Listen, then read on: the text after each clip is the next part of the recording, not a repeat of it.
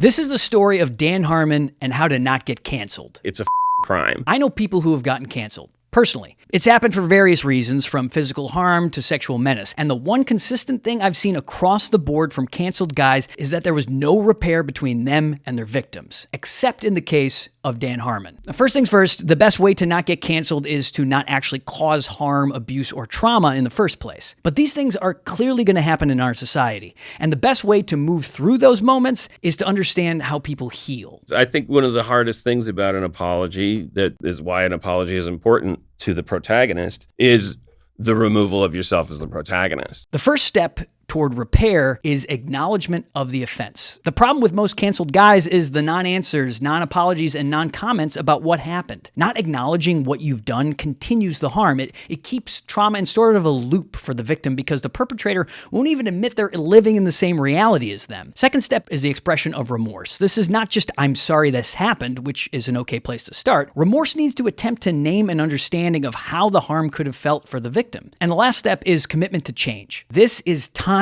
and real thought put into the how of changing and moving forward. I can think of nothing more brave than to admit that you have done something wrong and then to detail the plan of how you are never going to do that wrong again.